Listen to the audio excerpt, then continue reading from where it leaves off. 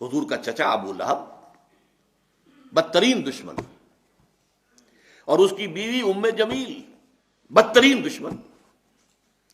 دونوں انتہائی خوبصورت انسان تھے.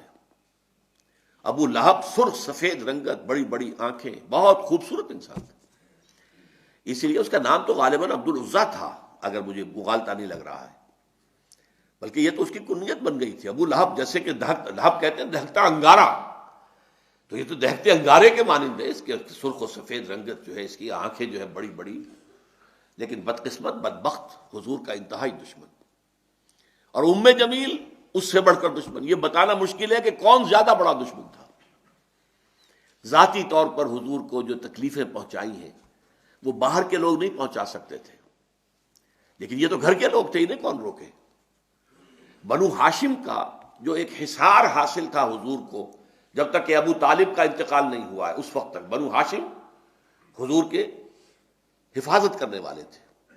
لیکن یہ تو خود بنو ہاشم میں سے ہے، اور ایک دیوار بیچ رہائش ہے ابو لہب کی اور حضور کی. اور یہ بیوی جو ہے اوپر سے، دیوار کے اوپر سے گندگی پھینکتی ہے حضور کے گھر میں، سین کے اندر. صبح تہجد کے لیے حضور اٹھتے تھے اور جاتے تھے بیت اللہ کے پاس، جا کر وہاں عبادت کرتے تھے. راستے میں کانٹے بچھاتی تھی، کانٹے لگے ان کو. سخت ترین ایذا پہنچانے والی عورت جو ہے وہ ام جمیل بیوی. تو ان دونوں کا ذکر جو ہے ایک مکمل صورت میں، اس صورت کا درس اس وقت دینا مقصود نہیں ہے، صرف حوالہ مقصود تھا. تبت یدا ابی لہب وتب، یہ انتہائی گستاخانہ جملہ تھا جو کہ ابو لہب نے حضور کے شان میں استعمال کیا تھا. تبا لک لہذا جمعتنا، تمہارے لیے ہلاکت و بربادی ہو، تم نے ہمیں اس کام کے لیے جمع کیا تھا. ہم سمجھے تھے کوئی کام کی بات تم نے بتانی ہے، تم نے یہ ایک توحید کا ذکر شروع کر دیا. اس پر یہ آیت سورت اتری، تبت یدا ابی لہب، ہلاک ہو گئے، برباد ہو گئے، ٹوٹ گئے ہاتھ ابو لہب کے. یہ پیشن گوئی تھی جو ٹوٹے ہیں پھر اس کے ہاتھ.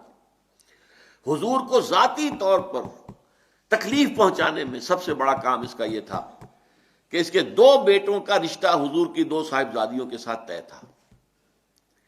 اس نے اپنے دونوں بیٹوں سے کہا، بلکہ غالباً جہاں تک گمان ہے میرا نکاح ہو چکا تھا، وداعی رخصت نہیں ہوئی تھی. تو اس نے کہا دونوں بیٹوں جاؤ طلاق دے کر آؤ. وہ گئے اور بڑے ہی گستاخانہ انداز میں، توہین آمیز انداز میں جا کر حضور کے سامنے کھڑے ہو کر دونوں نے طلاق دی بیٹیوں کو. تو حضور نے صلی اللہ علیہ وسلم بد دعا دی، اے اللہ اپنے کتوں میں سے دو کتوں کو ان پر مسلط کر دے. اور وہ ہلاک ہوئے، برباد ہوئے. ایک تو اس طریقے سے برباد ہوا کہ ایک شیر نے اسے چیر پھاڑ کر کھا لیا.